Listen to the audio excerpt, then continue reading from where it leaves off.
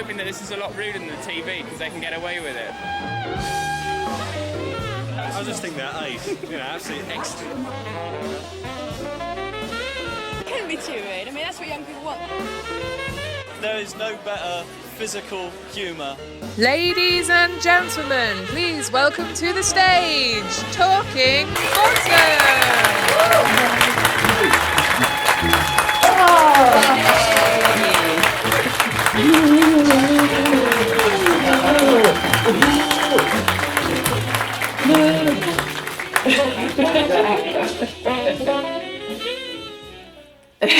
Turn it down a bit, thanks. Hello, welcome to Talking Bottom. Live at the Edinburgh Fringe Festival. Yes, the biggest arts festival in the world has let our bottoms loose. I'm Matt Brooks. I'm Ange Pearson. And I'm Paul Tanter. And firstly, we want to say a big thank you to all you guys being here on a Sunday afternoon when you could be at home with your curtains drawn. Watching the Hussein brothers' dodgy kind of pornos. Munching on your Sunday fish fingers. Now, if you didn't get any of those bottom references, you're in the wrong show, and you can expect a few more of those coming up, okay? But before we get sidetracked, we must also say a huge thank you to Underbelly, all the venue staff that have been keeping the Fringe going smoothly all month. If we can get a round of applause for everyone who's been working hard. The last day of the festival. We're doing a one-off show, but they've been working every single day for a month. So well done, guys. Thank you. Now, to start us off, by way of applause, I just want to gauge the room here. How many people here are a casual fan of Bottom? Okay, good. And who fucking loves it? Well, that's handy. Okay, glad most of you are familiar with Bottom. We think it's Rick and Aid's best sitcom, which, considering they were also in the young ones, is saying something. But not only do we think it's their best sitcom, we think it's the best sitcom in the world. In fact, we love it so much that we wrote a book about it. Handily. And it's the right way up. It's on purpose. Yeah, but still. And you may have noticed in front of all of you guys, there's a bookmark from us to you as a gift for you to take home. Yeah, for free. Aren't we generous? Now, what good is a bookmark without the book to put it in? And we do have some copies of the book to sell after the show. You come and find us for the low price of $12.99. $12.99, but enough of trying to flog you stuff. And also, we've got some lamb and flag tea towels to sell as well. Lovely bit of objet d'art. Not many of those, so get in quick. Okay. Well, speaking of the lamb and flag, let's move on to its landlord. He's the reason we're all here today. He was the man who was there on the very first night of the Comedy Store, opened its doors, and then he performed and compared there for many years. He is also a much-loved alternative stand-up comedian and star of the 80s and 90s shows The Young Ones, Blackadder, Colin Sandwich, Filthy Rich and Catflap, Grange Hill, and Red Dwarf. But to many in this room, he will be best known affectionately as the biggest dickhead to ever run a pub. Yes, ladies and gentlemen, and tossers, please welcome Sir Lee Corns.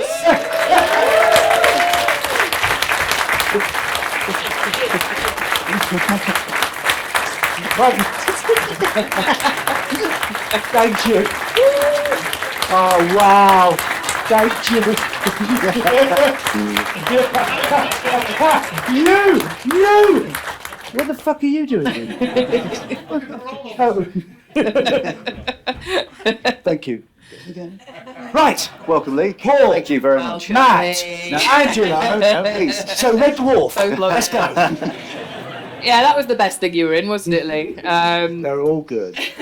Lee, welcome. We're delighted to have you talking bottom with us here today. Yeah, thank you for coming all the way to the Edinburgh Fringe to chat with us a second time. For those who don't know or maybe aren't familiar with the podcast, this is a follow-up. We first interviewed Lee in 2021 on our award-wanting podcast called Talking Bottom, which is available on iTunes, Spotify, and anywhere you normally get your good podcasts. And of course, this isn't your first time at the Edinburgh Fringe, Lee. You debuted here in the late 70s, I believe, with Birmingham University Review. I was first here. Tell us about it.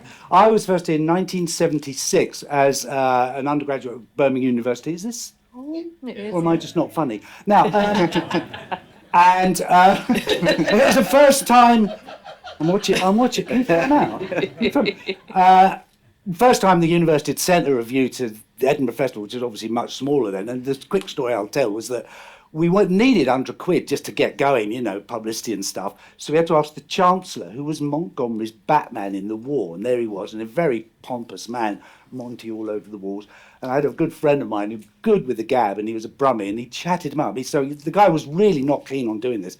Nobody had been to the festival before. And so Phil just started, Phil Cremin, Mary, remember?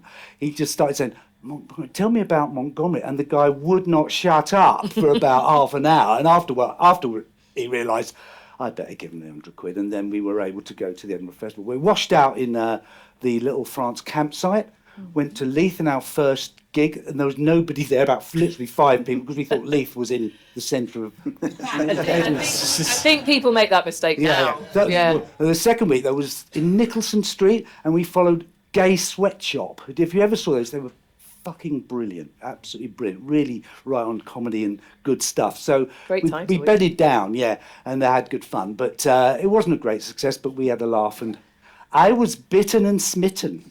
And then I came up with my own show called The Wow Show that I wrote. It's just the wonderful Steve Frost, who, along with Mark Hard and Paul Mark Elliott, we were a review group, bit anarchic, called The Wow Show, and we did several shows, probably 4 or 5 times, late 80s, early 90s, and we had the best time ever up here with those shows. It's never been the same since. You know.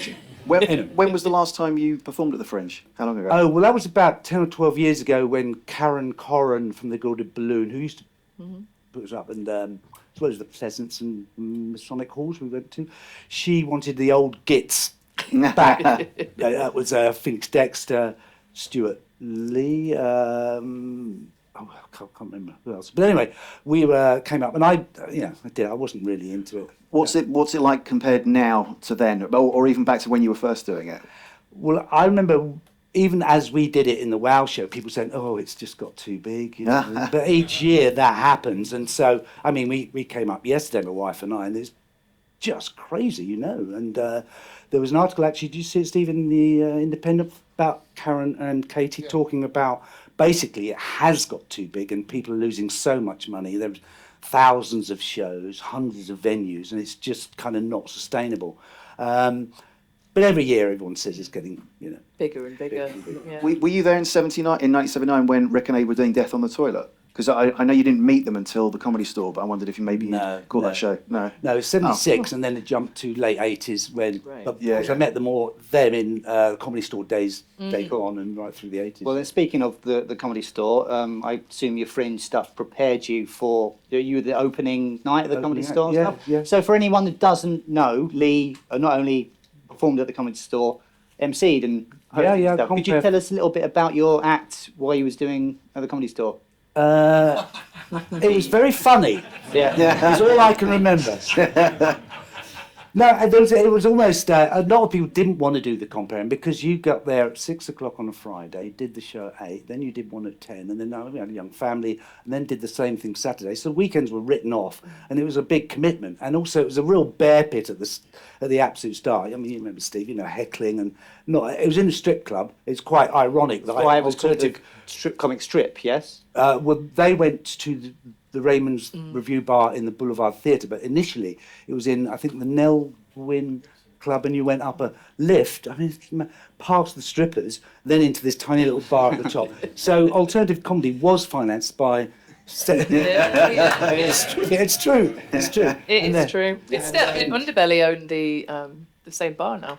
Oh. It's a View Bar. They've taken on, So. But the first night was... it was very much a bear pit because, as you know, the Comedy Store is originally an American idea where the gong show, they get gonged off, and so it's quite ruthless and it's quite tough to do it. And I was there, first night with Arnold Brown, and there's a list of the people, Lexi and...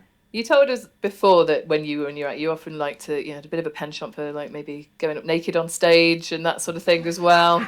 And we were just wondering, was moving into acting in sitcoms a means to keep your clothes on, Lee? I don't know.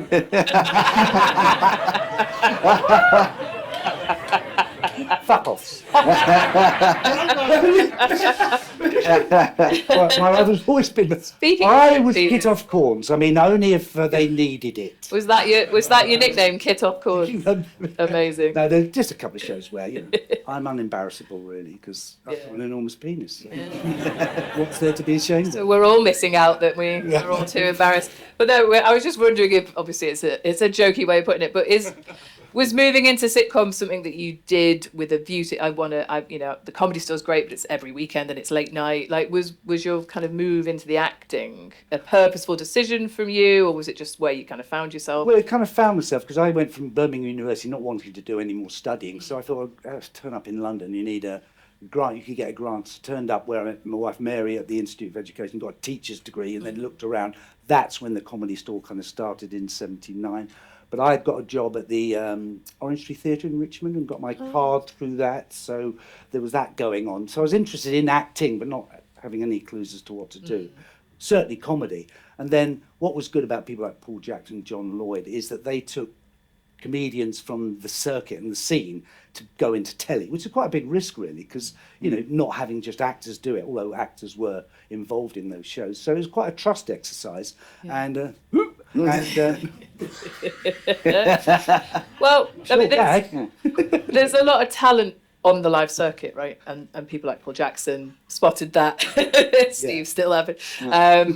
He spotted that, and to put you on screen and get you into our TVs was a stroke of genius, but it could have gone both ways. Yeah, I mean, given what I was fortunate enough to be cast in, I don't remember doing many auditions as such, not for the smallest parts, just get him in, get you in, and so on. And it was great fun in the days when you rehearsed and then recorded in front of a live audience. The bottom evenings on Friday were just fantastic, brilliant evenings. And like Red Dwarf was one episode in Manchester with small audience, but they kind of don't do much of that anymore now.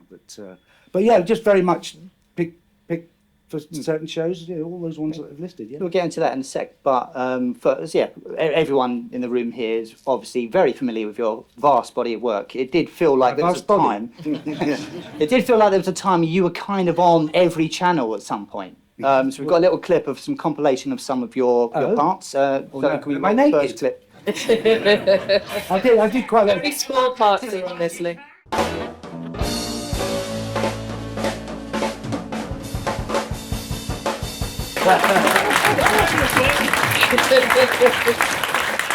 Thank you. That's brilliant. But, yeah, loads of stuff. I was in actually over 150 episodes of Rachel. There's a quick story about that, which as a training teacher in London, I had no ambition to be a teacher. You had to have your teaching practice. Went past Elstree Studios, where Grange Hill and EastEnders were being done, to my teaching practice. And I thought, will I ever get there? It'd be nice to have a job there. And when I was auditioned for Grange Hill, I said, well, actually, you got me up for a science teacher, but I am a trained science teacher. And then, yes, mate. No, I've just been up the road in Radley, there's some Peacock School. But got the part, and but my teaching came into good use because sometimes they would be so panicky because there's so much to do on Grange Hill with the kids and all the rest of it that they hadn't put anything on the board. They could do a bit of science. Doing the job of the producer and everything. Yeah, amazing. Good days at Grange Hill. Yeah, it's good fun. They probably thought you were like one of those actors who goes, yeah, I can tap dance, I can ride a horse. Yeah. No, they do. There's a friend of mine, Denzel Kilvington, who's long past, but he said it was a stunt man and got in a Batman thing, and they threw him onto a car, and he nearly broke his leg because he said, I can do that. Because he would, but no training at all. As Matt said, you've been in a lot of our favourite sitcoms. Just seeing all those clips there, Grange Hill aside, which was a brilliantly funny clip. Do any of those ones stand out to you as a particular favourite? I did enjoy Red Dwarf. Sorry, guys. No, Red Dwarf. That scene, that character was great, and of course, Dickhead. Yeah, I mean, what was nice about great answer. Yeah, but what was nice about doing Grange Hill was that the character almost becomes you. You get quite proprietorial for it. It's not just coming in to do a small part and going. That's you. And certainly with Dickhead, I kind of felt, that's Dickhead's mine, and it was quite nice to have that feeling that, you've got the confidence and they're writing for you as they were for Grange Hill, and sometimes you could adapt that or not. So, yeah, the longer running parts were always the more fun. Yeah, absolutely. You could Shelley actually was great. embody. You could embody the role properly. Yeah. Working with Robbie Coltrane and Rowan on that, and dear old Jim, of course, and Steve Sweeney. Really good fun, because again, it was done in front of a studio, and there was an audience, and there's this great feeling of community and anticipation when big comedians were coming on stage to do their stuff. Yeah. Fantastic. Well, I mean, obviously we are the Talking Bottom podcast, so we will be leaning quite heavily in the direction of Bottom, but we could talk to you all day about all kinds. We love Red Dwarf and loads of I've got a Red Dwarf conference around the corner in a minute. So we asked you to choose some of your favourite Bottom moments. Yes. Let's take a look at your first choice.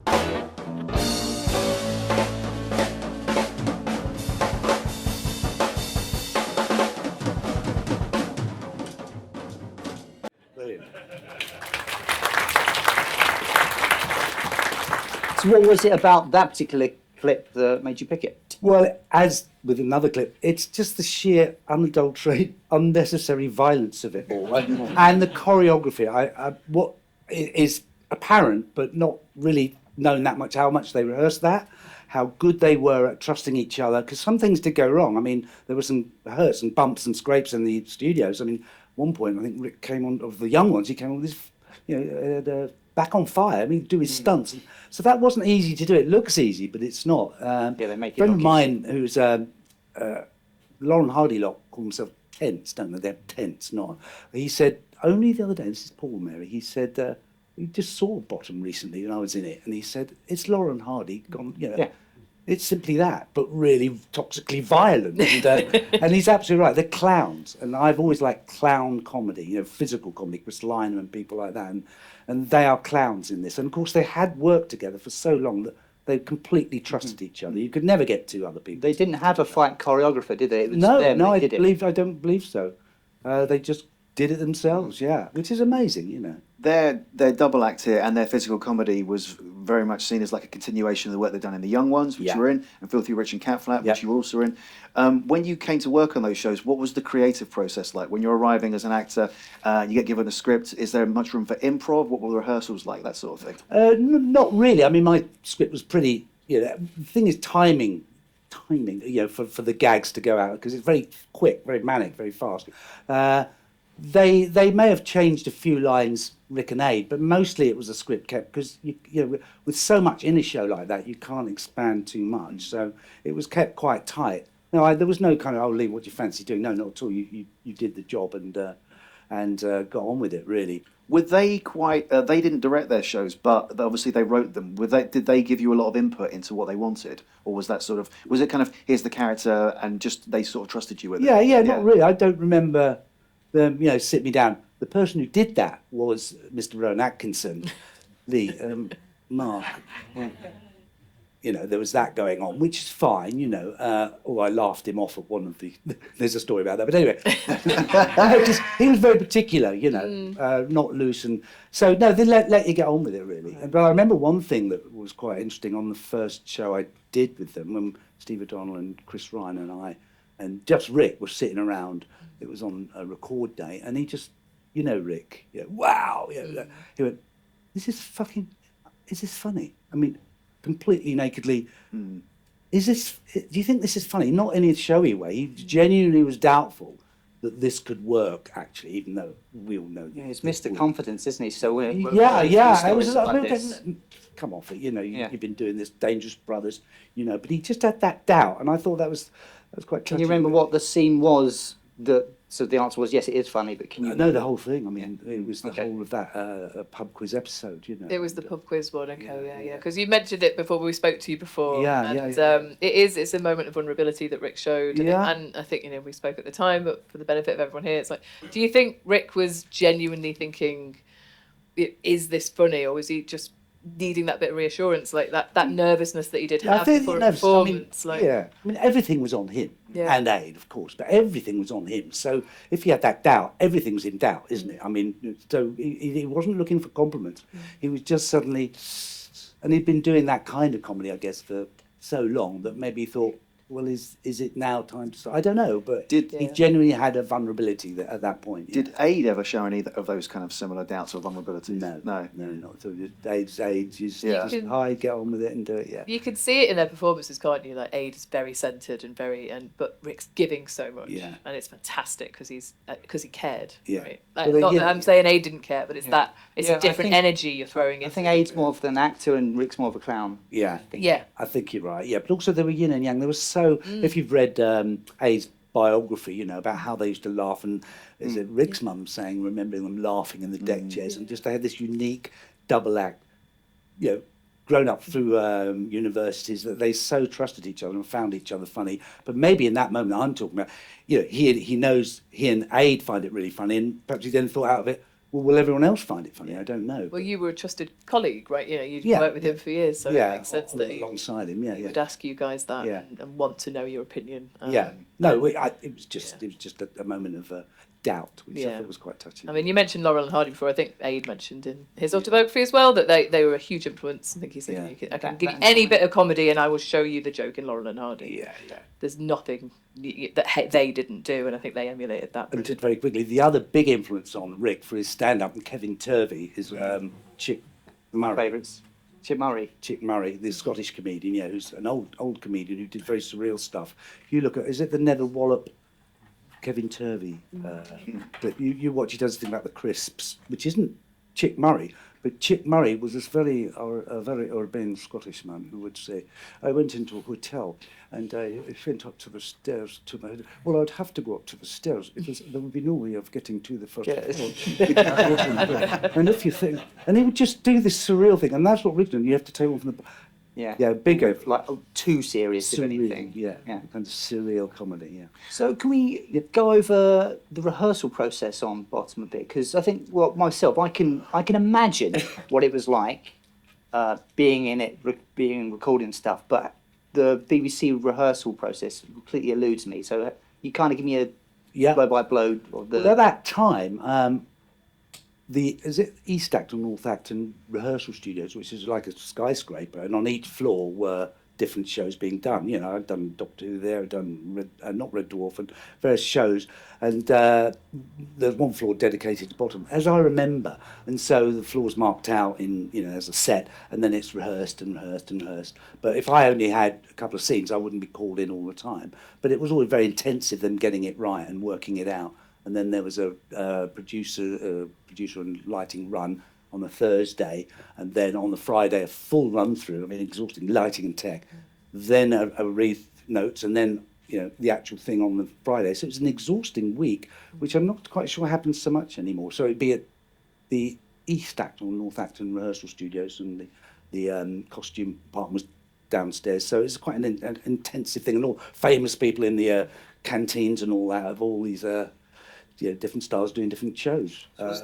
Was the majority of the direction kind of done in the rehearsals, and then on the recording, Ed's directing the camera shots more? Yeah, no, it has to be tight, particularly with that kind of comedy. It has to be tight, hitting the marks and all that kind of thing on the night. There's not much room for error, because otherwise it's a nightmare. You know, it spreads out. You do a retake, and in recorded comedy in front of an audience, any comedy director will say, we really want to get that laugh in at the first time, because if you've got to go back, there's not that laugh. They know it. So it was as tight as it could be. And Aid and Rick were on it. I mean, you've seen Bottom Fluff where they've messed up, but I don't remember them messing up unless it was deliberate. The milk kit stuff, like in Bottom Live. Yeah. So you did some warm up work for the young ones, didn't you? I was asked to do the warm ups for the second series of the young ones. It was quite fortuitous because of one episode. There were so many parts. We haven't got a compare part. So I did Dickie Valentino part. Just went and did it. Right. And I did warm-ups for various shows at the time, including Eastern Eye and Gun for Hire, me, mate. Yeah. Tart. Well, of course you were the brilliantly named Dickhead, Bottom's pub landlord. So let's see a bit of you in action. Oh, go on then.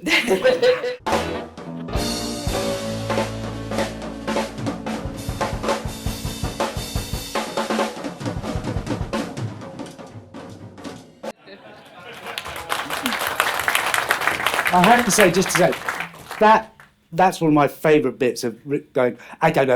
I mean, it's just absolutely brilliant. They go, absinthe. You know, that is such brilliant clowning type, just with his face. That's one of my favourite little moments, actually. Yeah, absolutely. I mean, that was why you chose. That was one you chose, wasn't it? Yeah, That very moment, much so. It is excellent. When it came to playing Dickhead, obviously you'd worked with the guys on The Young Ones and other shows before. Do you recall how you got the offer of the role? Was it from them? Was it from Ed By? Was the character described to you? You know, it's terrible to say. I can't remember. Okay, fuck that question off. Okay. I do think I turned it down and they gave it to me. he was too tall, you see. I think it was just like come in and do it kind of thing. I don't remember an audition. It sounds terribly conceited, but I don't remember. I was auditioned for Red Dwarf, but not this. It's not a big part, you know. I mean. Yeah, and Red Dwarf was before that, so you met them. They told you there's a recurring character. We think you're great for it. And but I know you said that they didn't really give you notes as such. I wanted to ask a little bit about Dickhead's actual voice and accent. Was that something that was obviously it's kind of there on the page of the script a little bit, but did you play with it yourself? Did you come at that? Yeah, well, I thought he's kind of a London pub landlord, and I'm from West London originally, so it's a bit of that kind of geezer type acting without too much. That's really me, actually. Yeah. This is a facade. It's lovely. I mean, that geezer voice and the world that you're in as Dickhead is amazing. So like we'll see another little example of that now, which is kind of a part 2 of that. Okay.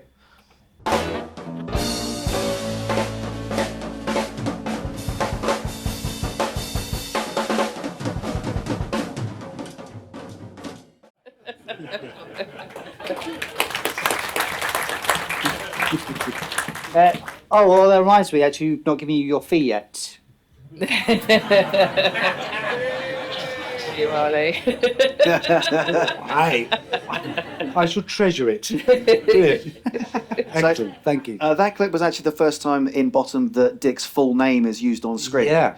Were you aware of the character name when you were first offered the role, or was it just Dick the pub landlord? I think it was Dickhead as far as I remember, but it was never kind of mentioned until it was, yeah. Is it ever shouted at you in the street? By people who have seen the show? Oh, yeah, it doesn't have to relate to Jim. Yeah, at the time, but I mean, now all these years on, I mean, you know, obviously there's a coterie of people who do know, but I look 120 years old, so really not that young person on the screen. No, it was never a bother. Some people used to get quite bothered by people calling out their names from, Neil from The Young Ones used to fit fed up with people. Well, it's a fun one, isn't it? I guess it's a very, very funny name. And Dick was quite an angry man who often sort of verbally sparred with Richie and Eddie. Did you ever wish that you'd sort of been given a bit more of physical action on screen with the two of them? Well, of course. I mean, originally, I do remember now that they said, "Yeah, you're the landlord," and was hoping for lots of scenes. But of course, there's only so many scenes that were set in the pub, and of course one of them I wasn't there. It was Julie Swallow, and you turn up at the very end of that episode. Yeah. So I was, no complaints at all. Really. So there's only 3 episodes in the end out of 3 series, but that's not bad. They're very memorable. And you're mentioned a couple of times off screen. They said like you are part of the world very firmly. Yeah. So although you didn't fight them, do you think Dickhead could have taken Richie or Eddie in a fight? Yes. Both of them together? Violence, imagine. Well, one of my clips is coming up. You'll see why I wouldn't have failed to... Okay. Well, Richie and Eddie obviously did love a fight, and especially against people they knew they could win against. So I think we'll take a look at your next selected clip from the bottom.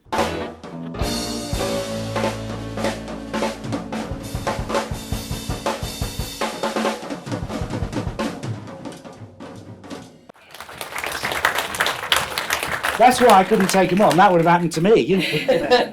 Absolutely wonderful, crazy violence, and going that bit further, and then a bit more, and then a bit more. That scene. I mean, the entire episode of Gas. Yeah. If anyone in the room hasn't seen it, you should go and watch it to get some context. But it sums up Bottom in a nutshell for so many fans. So was that one of the reasons you thought that particular fight? Is that why you chose that? Well, it's clowning, and it's what they do the best. I mean, in the end, you're waiting for violence, aren't you? In that show, you're anticipating something that's going to trigger their either fight each other or a situation where they can't get out of, but it will be resolved with violence, or you know, even in the pub scene, electrocuting people and things like that. You know, just very visual and physical solutions to problems, which you know, it's not that many sitcoms do that really. You know. You mentioned Red Dwarf a few times. Obviously, Red Dwarf and Bottom share a certain amount of crossover, with the same director being Ed Bye, and actors such as Mark Williams and Paul Bradley appearing in both shows. One Red Dwarf actor who joined the Bottom universe was Robert Llewellyn, who many people would best know as the series 3000 Mechanoid Crichton. But in Hammersmith, he was a disabled Falklands War veteran who Richie and Eddie encounter in their Lamb and Flag. We're just going to play that clip. Yeah.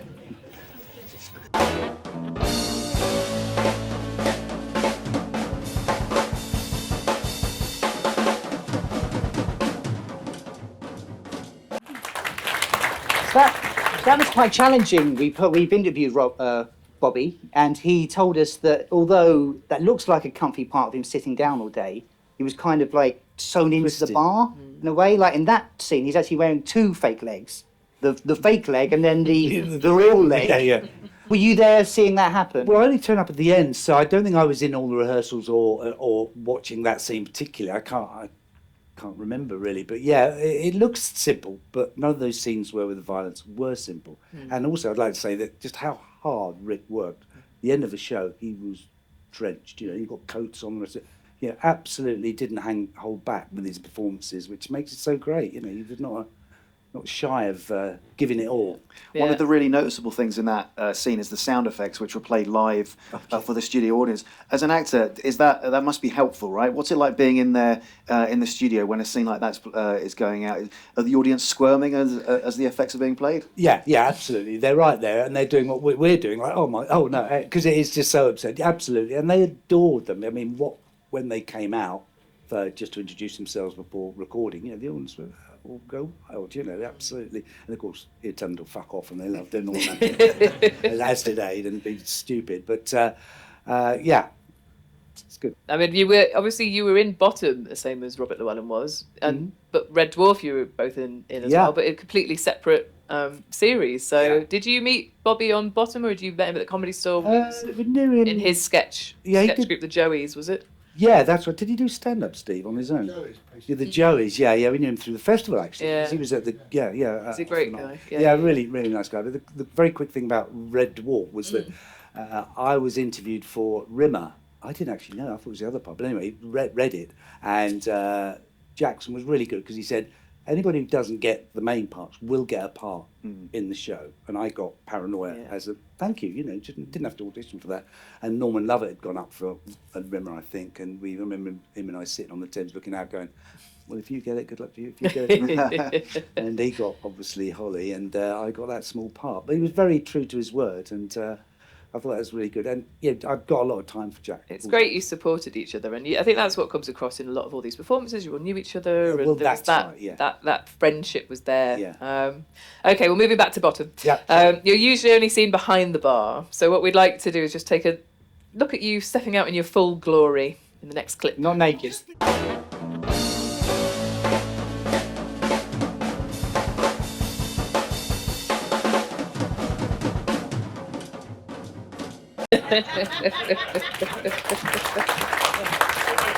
That's a great scene. I mean, Rick is really wonderful at the nervy acting there, isn't he? But also, it's great to see you stepping out from behind the bar in those wonderful sky blue jeans, looking like a supply teacher. What? Yeah. But it's interesting.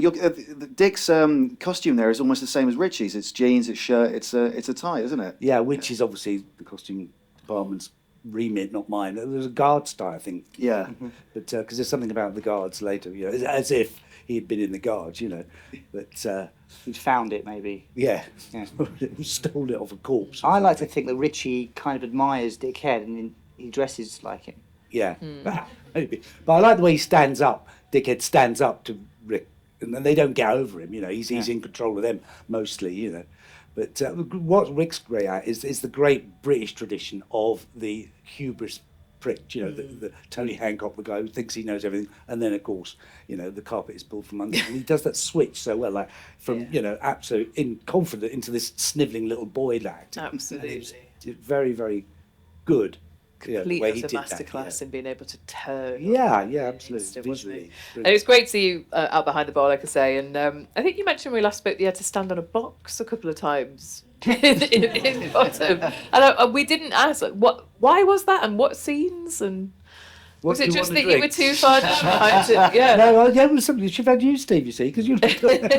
But sometimes to just elevate and so I was up to the right level. You and Tom Cruise, I think he's well known for needing that as well, isn't it? Like, in good company. Yeah, so you and Skullcrusher are kind of in business together. I feel like Dickhead's a bit mobbed up, right? Yeah, How do you think Dickhead and Skullcrusher first met, and how'd that deal happen? I think he probably was in his pub, bit of bother. Skullcrusher sorted it out. He was given a few quid and a couple of free beers.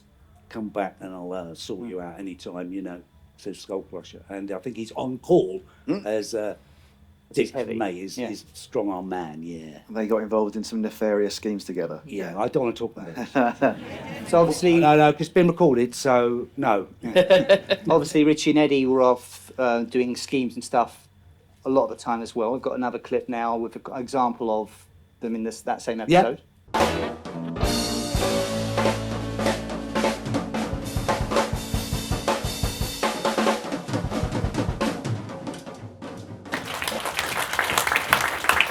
That's my favourite line of yours. So is it correct that the electrocution stuff was played live, like with the effects and... I think that not the buzzy thing, but like the sparks. I think that was added on. I think I know it was all the buzz was there on the night, but the effect was added later, of course, because they could have been killed. Oh, right, okay, because I thought it was live in the room, but that's good to know. I may be wrong. So long time ago. We'll have to get the special effects team. Hey, Sally. Bottom ran for 3 series, ending in 1995, where Richie and Eddie died in a hail of gunfire, and still here we are, many, many years later, talking about it. What if, assuming life continued for Dickhead, what do you think Dick would be doing now?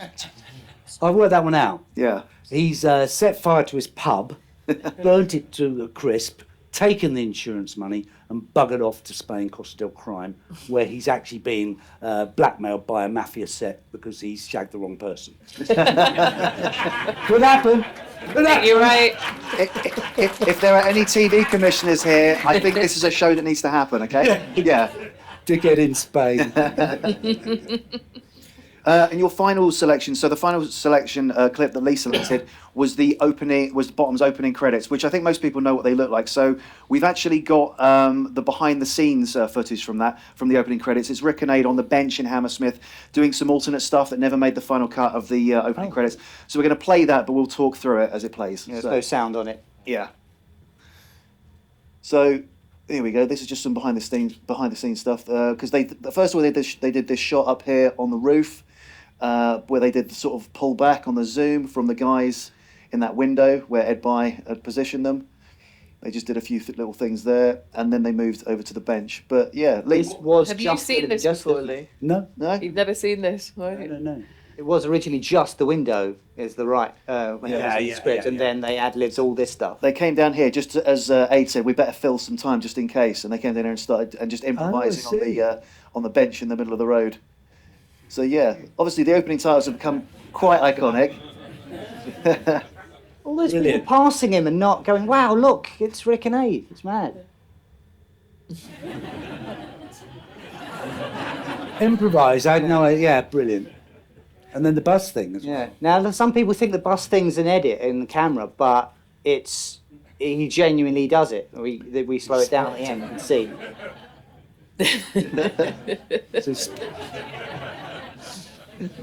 He spots the bus and then works it out, yeah. Right, is this how it plays out? Yeah. So we'll give you all a chance to see Rick dashing off, because it does look like it's done in post. But we'll watch it in slow-mo. You see it. Well, that's his intuitive brilliance to spot an opportunity. And why I like the titles, because it's improvised, it's them really just enjoying, it sets up the show, but in a very simple way. It was like Waiting for Godot, isn't it? Kind of just they're sitting there and having to go at each other, but with no words said, no fantasy, they had the music, of course, but you were just watching their relationship without when you think about how a lot of sitcoms are set up with this really zany opening, whatever, little scenes from it, but they didn't go for any of that. It's just two guys. They could be anyone sat on a bench. Like you say, it's Waiting for Godot, isn't it? And that was their Waiting for Godot chapter in the book, by the way. Whose decision was it to film across the road then? I presume it would have been Ed By. Yeah, which is very brave. I mean, the noise and all, as we know, because when we launched your book, it's a bloody nightmare. It is. No wonder there's no sound on it.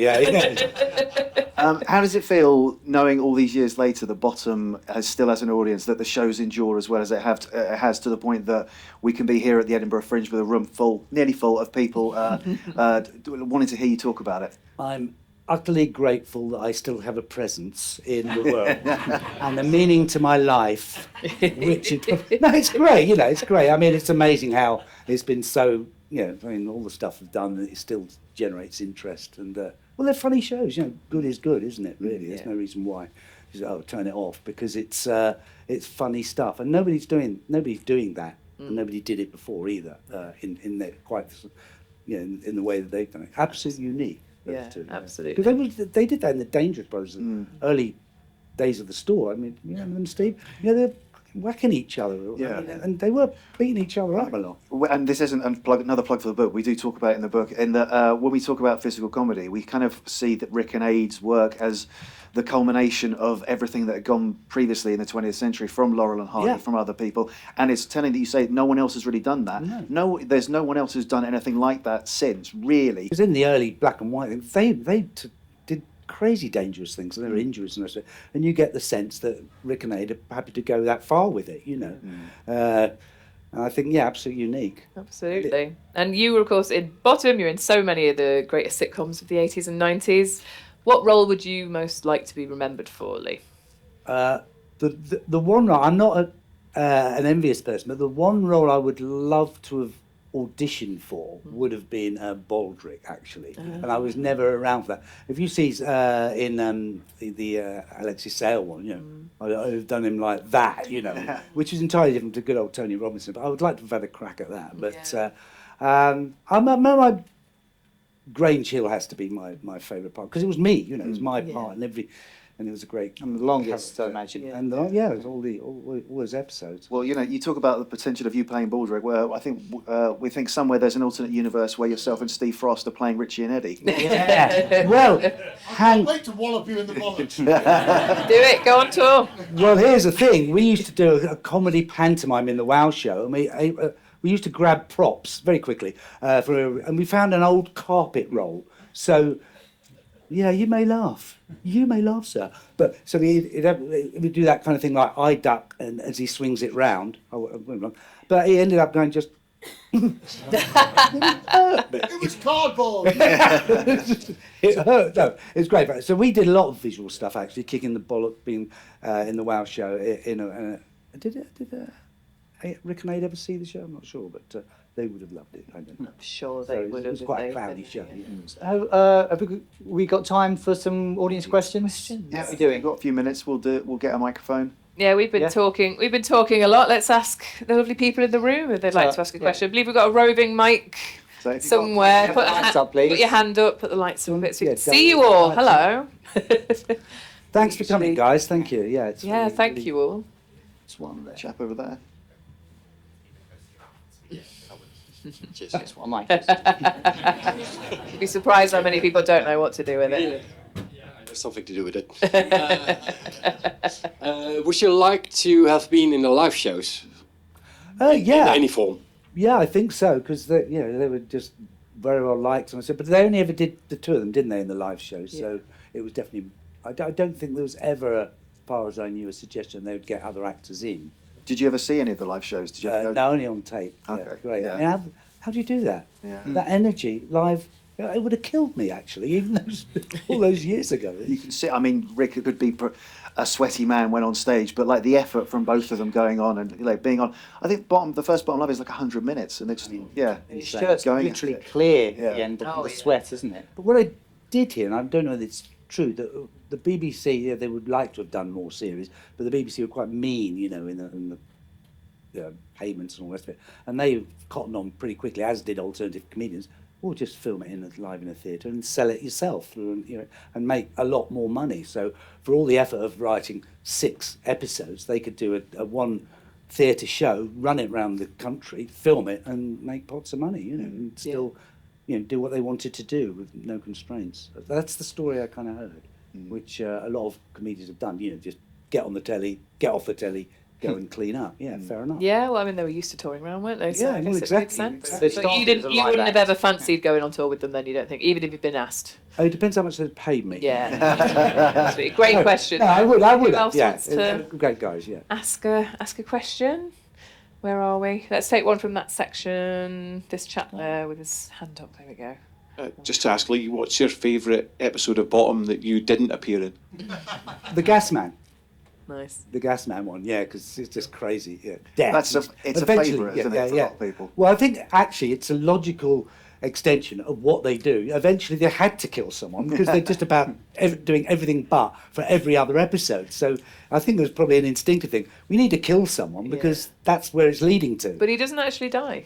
By the end of it, he does run off. Yeah, so it's but, that, but the belief that they have. Yeah, they do. Yeah, it's brilliant. Yeah. But then they redeem themselves. It's Isn't it interesting? It's You're never against them, are you? You think they're murderers, but they're you're not still on side. They're not. So it's okay. It's a cartoon. We're all alive at the end. Yeah, you're right. It's Tom and Jerry. So great. So great. Absolutely. Okay. Well, let's have another question from the middle block here somewhere. Here we go. Yeah. Congratulations on getting your book out. I imagine it was very hard work. Thank you very much. Had some lovely contributions today from Lee. Who else did you get contributions for the book? Ooh, lots of people. I mean, we used material from our podcast, and on the podcast we interviewed Lee, Ed Bye, Paul Jackson, and many of the actors from the show. Helen Lederer, Lisa Maxwell, huge names in them. the Gas Man. This wasn't a plan, by the way, but thank you. But also, we did the Roger Sloman, because we did the Bottom Exposed documentary. They very kindly. This does feel like a plant. They say like we did. They very kindly. So they put out the show, but what they kindly gave us access to all of the interview transcripts. So there is some stuff in the book that people gave as interview excerpts to the show that we were given access to that didn't go out because Buy it everything into. We can hand it out afterwards. But Lee, you enjoyed it. I read it. It's really good. I'm on page 15. No, it's really good. These guys have just been so dedicated to this, and they're not keeping it alive. It's out there, but gathering it all. And I've done various things like pub quizzes for you, and the enthusiasm, like with all the conventions for people who have a particular interest in these shows, and they're unique.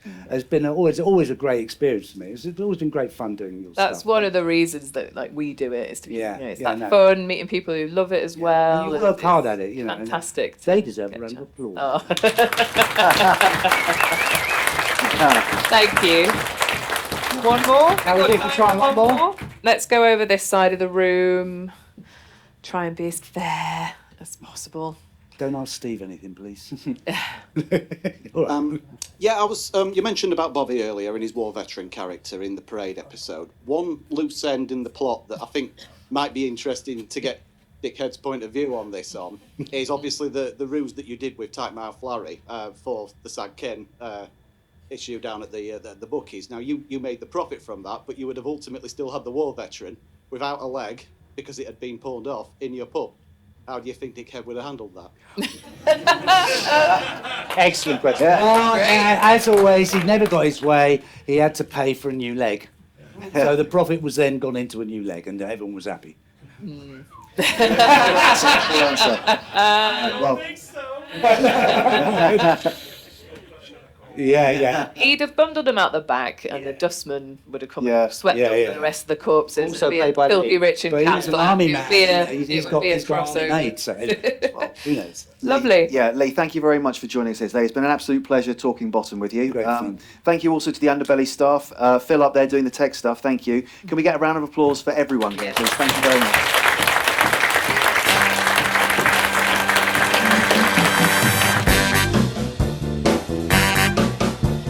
And this show was just incredible. Brought those feelings back of the original Bottom, and seeing Lee as well was phenomenal. The three people that put this together are legends. You know, it's keeping it going. It's introducing Bottom to a new audience, hopefully. Oh, it was amazing. So I started watching Bottom when I was about 12, and I've loved it ever since. I'm so pleased to be here today to be amongst like-minded fans that have got the same shared love of this. Getting to see podcasts recorded live, it's always a lot of fun. Get to see behind the scenes, and even they showed you some footage as well that even I hadn't seen before as well, from Rick and Aid at the beginning on the bench and things. So yeah, really thoroughly enjoyed it. It's nice that you get to see the guests as well. Everyone was really chilled out, and I got it back. Yes, everybody signed it as well, including our lovely special guest, Lee.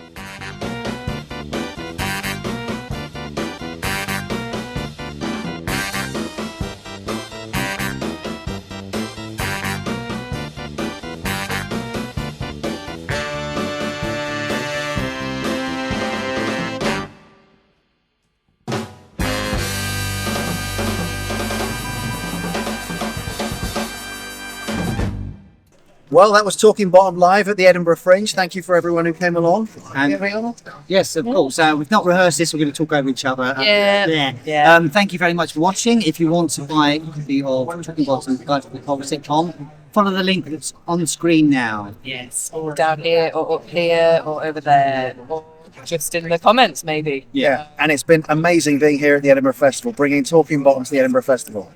We had the fantastic Lee Cords with us. It was absolutely amazing, and we'll say it was a sellout crowd. It was a sellout crowd. Did you get footage of any empty seats?